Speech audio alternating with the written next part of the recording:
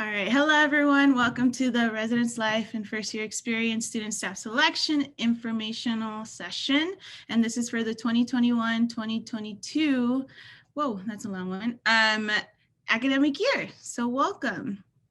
We'll go ahead and start off by introducing ourselves. So we can go to the next slide.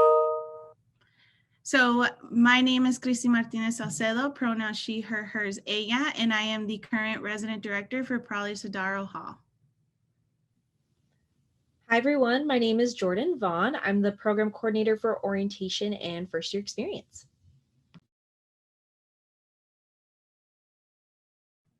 And then the RAs will go ahead and introduce themselves and ROL.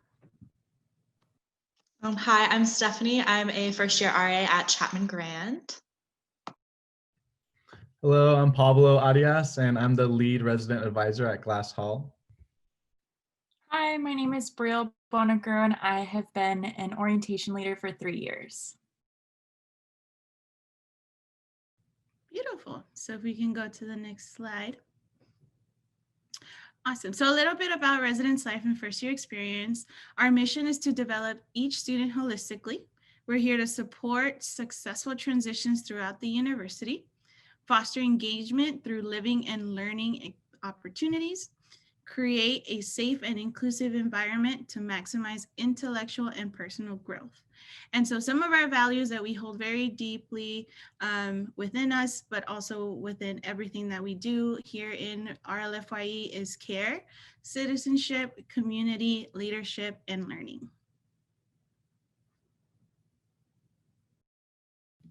So we're going to jump right into the first student staff position that we're going to talk about through this information session.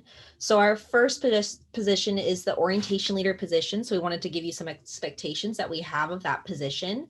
So essentially what an orientation leader, or an OL for short, does is assist with the setup and implementation of all programs offered during orientation. They truly are the backbone of our orientation experience, and without them, we would not be able to make pretty much all of our events happen throughout the week. They also encourage and facilitate student involvement in all of our orientation programs. They are like our hype people for the week. They co-lead an orientation group of first year or transfer students. So what we try to do is we'll group students based off of either their major and also whether they're a first year incoming student or an incoming transfer student. So the orientation leaders will literally lead their group with a partner of about 30 to 50 students. They work collaboratively with other orientation leaders, faculty, and staff during orientation, and they also serve as a general resource and representative of Chapman to new students and our families incoming. Next slide.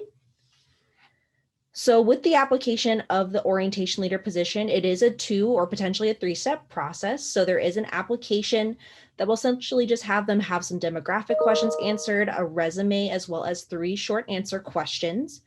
We do not generally do a cut based off of the application. However, we still have that possibility of doing so depending on our numbers. And step 2 would be a group interview process, which would actually take place virtually this year of a group of about 10 students in the interview process. And should you go forward in that position, there will be a cut, then there would be 1 30-minute interview with 2 staff members. Next slide. So with that, here is our hiring timeline for orientation leaders. So the application is already currently open on our Engage system. It was opened on January 5th. That was a Tuesday. We also have the due date, so you definitely have quite a bit of time to get to this. Would be Tuesday, March 23rd at 11:45 p.m. FYI, that is during spring break, so definitely want to keep a lookout for that before potentially getting it done for spring break. You will have your group process interviews from Tuesday, March 30th to Monday, April 5th. And if you're notified that you are moving forward in the process to an individual interview, you will get that notification on Thursday, April 8th. And with that, you'll have some time to sign up for those interviews, pick a time that works for you. And it will be from Monday, April 12th through Wednesday, April 21st. And you will get a notification about the position by Friday, April 30th. So definitely a long timeline for this position, but hopefully it is engaging throughout that process. Next slide. Okay, so what happens when you get that notification? Well, you'll get 3 options depending on what the decision is for that position at the very end. So if you are hired or selected to be an orientation leader, you have until April 7th to accept or decline that position. And that would have a ton of training information and things for dates to stay tuned for. You also could get the position where you're an alternate orientation leader, which what that means is should an orientation leader need to back out from the position for whatever reason, you will serve as an alternate with the potential being pulled up into the position throughout the summer. So you also would need to accept or decline that by April 7th. And our last one would be if you're not hired or selected as an orientation leader or alternate orientation leader, we would always offer the position where if you want to get a file review, talk with myself or another orientation staff member about your application, we are more than happy to do so. And we always recommend to consider reapplying because this is a very competitive role and we want to select all of you. And it's just more about what we can fit within that process at the time. And next slide. Awesome. So now it's the expectations of a resident advisor. So our RAs, they are our backbone. They do all the work on the ground. They serve as a resource and role model leader. They build intentional relationships with everyone within the department, not only professional staff, but most importantly, the residents here at RLFYE. They collaborate to maintain a safe community, support and promote student development, create fun and unique events, be a team member. You work in several different teams as an RA. You bring a community together. You maintain good academic standing. It is an expectation for RAs to hold a certain GPA. And so we truly value the academics part of an RA, of any student staff. We understand that academics come first. So we make sure that good academic standing is upheld. And then the role is on campus from August 2021 until May 2022. We have virtual activities within the summer, but it's kind of like a taunt. Like you have the ability to do it whenever you want. We just have certain deadlines you have to meet. If you can go to the next slide. So the eligibility of an RA, academics, full-time student status, undergrads between 12 to 18 credits per semester. The cool thing about an RA, you can also be a graduate student, but you have to hold no less than 6 credits per semester. Good academic standing. So as I referred to in the previous slide, it's a 2.5 cumulative and semester GPA. You cannot have classes on Fridays from 3 to 5 unless pre-approved, and that's because we have our student staff development sessions on Fridays from 3 to 5. And then you have the maximum of 10 hours of co-curricular employment and or activities. Of course, we also understand that students have their previous responsibilities and commitments. And so we work with them, but we just recommend no maximum than 10 hours as the RA role does tend to get pretty busy. If you are studying abroad, you cannot study abroad. If you want to become an RA in the fall of 2021 or spring 2022, as the RA role is a year-long commitment. So like I said, it's a year long. So you start June 2021 and you end in May 2022. It's approximately roughly 20 hours per week on average. And that tends to go through resident interactions, which is your one-to-one times with your residents, any programs that you are creating and or executing, and then community building. So any duty or any times that you're around the community with your residents, that is roughly around the amount. Again, it's a give and take. It depends per week and depends on the RA themselves. You serve on a staff duty rotation. And then you have weekly small staff meetings. So that's with your smaller team every week. You also have bi-weekly all RA staff meetings, which is essentially those staff developments that I was talking about, Fridays from 3 to 5. And then you have weekly one-to-ones with meetings with supervisors. So that's when you connect and you talk through things that are going on within the community with yourself, your academics. They check in on you, they check in with their residents and just give you an update of what's going on in the community. So compensation and benefits as an RA. For first year communities, you get a room within the the community that you're placed itself. And then you get the meal plan for upperclassmen areas. So our continuing communities, you get the single apartment plus a commuter meal plan. And some of the other things that you get, and these are the ones that we truly, uphold and we emphasize so much. You gain invaluable and transferable life skills. You learn about conflict mediation, administration, interpersonal communication, time management, leadership, and problem solving. You make new and lasting friendships and connections. You learn more about resources at Chapman. You give back to the Chapman community, and you increase professional development. So it can be through those sessions that we were talking about. It's also through interview preparedness and resume building. So the application process for an RA. So you have the written application, and that's similar in a way to the orientation leader, where you get the demographic questions. You have to submit your resume, a cover letter, and short answer questions. And then after that, we do tend to do a cut of applications. And so from there, if you get offered the interview, you have one 45-minute interview with 2 professional staff members and 1 student staff member. And so that typically is a current RA. So the hiring timeline for an RA, just like a Noel, it opened on January 5th. The application due date is sooner, so it is February 14th at 11:45 p.m. Upon that, if you get offered the interview, we send out those notifications the week of February 22nd. The scheduling also happens around that time. Again, you choose when it's more convenient for you. We give you options and you choose whichever works for you. Then you have new RA interviews, which happen Thursdays, February 25th through Friday, March 5th. Offer notifications, they tend to happen mid-March. And then you have new staff orientation. So if you do end up getting hired and you get and you accept the position, there's a new staff orientation in May 2021. And then you have August training. These are tentative dates. We still don't know what that will look like, but these are roughly around the times that we are setting and gearing up for, which is Monday, August 9th until Monday, August 23rd. Do note that it is a 2-week long commitment for training. So please make sure that you have those available times, because those are very important and you have to be there at all times. And then you have staff move-in, so you would be moving in August 7th through August 8th.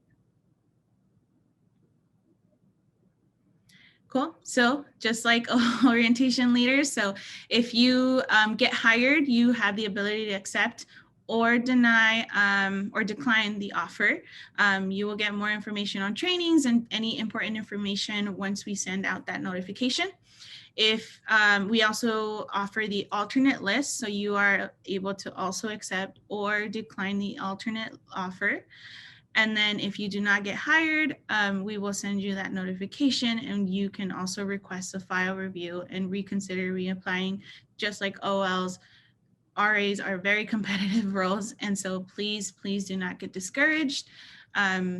You know, especially with alternate lists, we do tend to utilize that a lot. So please make sure that, you know, you are considering being an alternate and or, you know, requesting a file review. We really do take the time to meet with you and go through that process with you.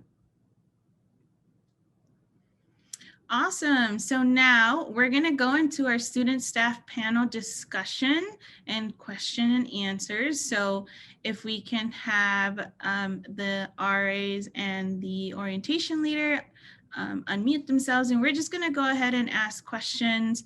We're going to be bouncing back and forth. Jordan and I will be the moderator. So yeah, so we'll go ahead and start that. The first question we have for you all is, what is one thing you wish you knew before applying to that position? I could start. I think one thing I wish I knew before applying to be an orientation leader is how much I would grow from the experience, how many friends I would make, and realize the passion that so many people have for Chapman. And it really reinvigorates that in every sense of the word. So it's truly one of the best communities to be a part of. And I had no idea what I was getting myself into before. So highly recommend. One thing I wish I knew before applying to be an RA is the amount of support that you'll be getting. Obviously, as an RA, you have to like give a lot of support, and it looks really daunting with like the time commitment and all the things you have to do. But the amount of support that pro staff and lead RAs and fellow like first year RAs give you is astronomical, and you're never alone. There's always someone who's there to answer your questions and help you out. So don't let the fear of the big commitment scare you, because there's always going to be someone to help you. Yeah, one thing I wish I knew before applying was definitely knowing how much of an impact that I could have on my residents, and the opportunity to build that community and make those residents feel super safe and included and kind of find their place at Chapman. And then also the ability to connect residents with each other that have shared similar interests and things like that. Awesome. How can I, so if I was a student applying to these roles, how can I be successful in the hiring process? Any tips/tricks when applying? I would say be yourself is my number one piece of advice to be successful. That is honestly all that people in the hiring process are looking for, is to show us your authentic self and express what you're interested in and the impact that maybe orientation or living in residence life has had on you. And ask questions, don't be scared. It's all a friendly process and definitely worth it. I would say pretty much the same things. Like honesty is always good. It's good to have stories of how Chapman's impacted you and how you want to give back, and using those stories to your advantage, not just having those short answers, but like playing into it and using your examples definitely helps get a sense of who you are and what you would do in the role.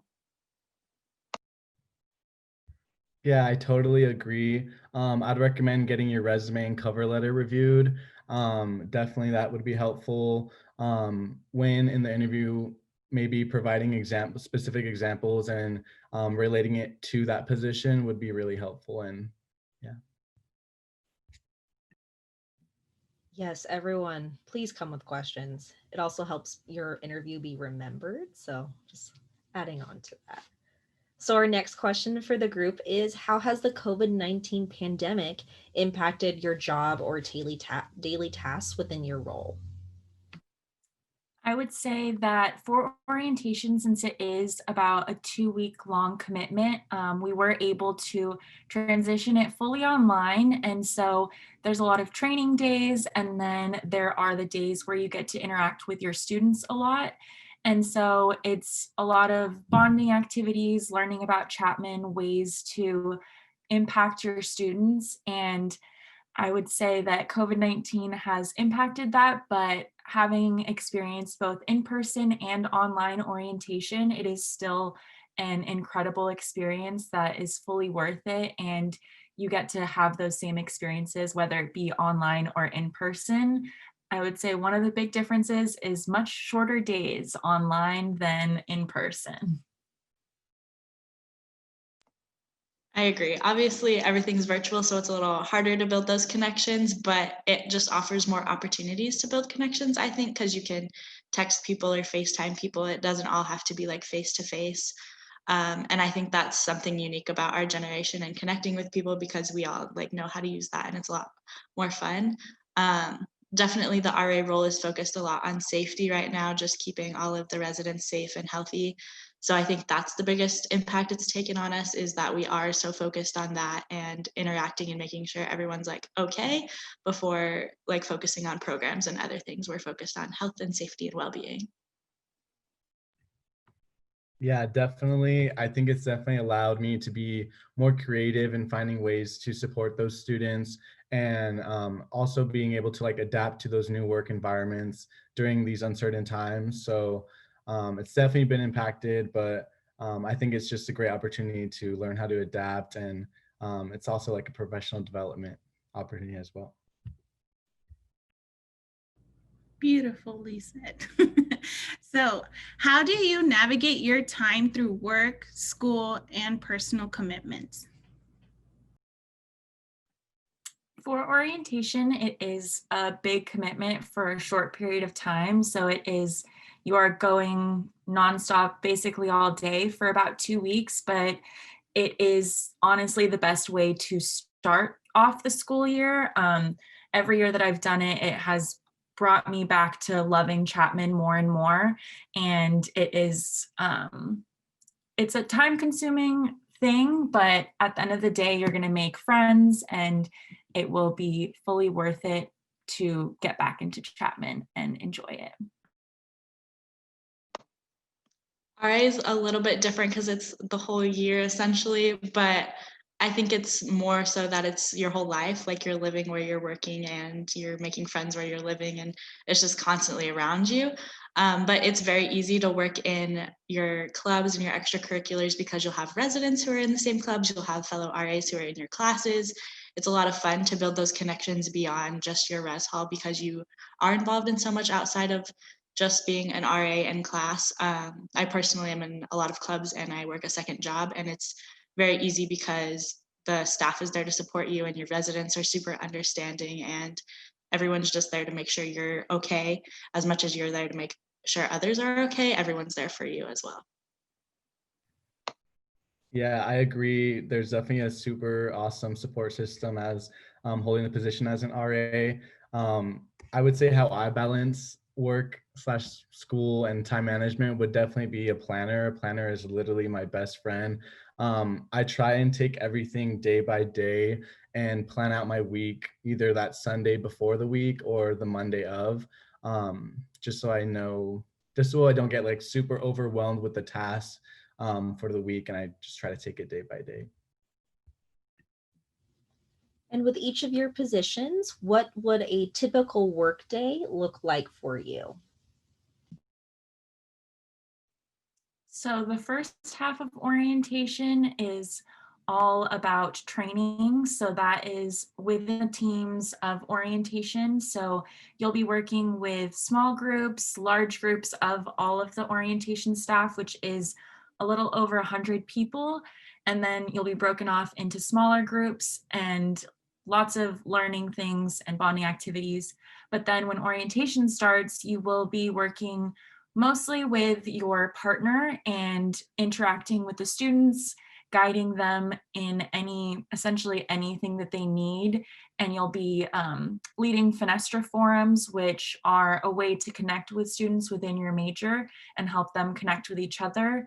And also past that, an orientation leader the role doesn't end at orientation. You are technically forever those students' orientation leaders. And so you will be a resource throughout their entire college experience. So it might be a call for a question that they might have later on or a recommendation for a class, but that is the typical workday within orientation, and then little things after that as well.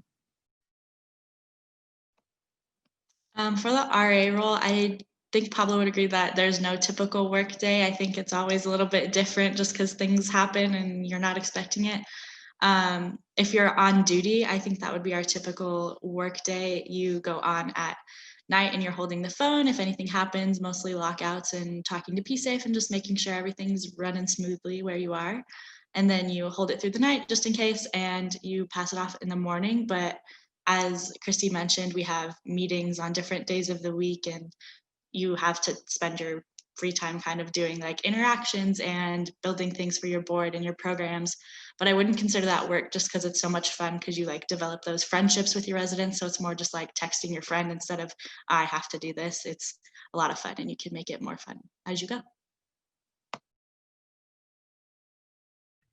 Yeah, I think Stephanie did a really good job at explaining it, just doing those community walks, holding the phone, having those interactions with those residents, maybe even like trying to plan your future programs, doing stuff around the building that could help it, like maybe like taking down old posters or things like that, would just be like typical RA things.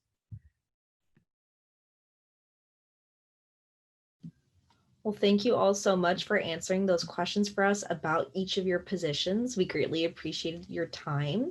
So we're going to move back into the PowerPoint for a quick second to talk about one of our third opportunities within residence life for student staff selection.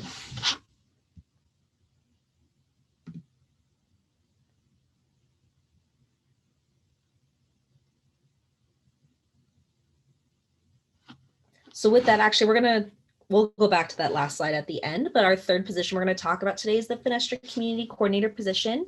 This is very unique as it is only open to about 3 to 4 students for the entire academic year, because we do base it off of grouping students on similar colleges, so that way they can be effective in their role.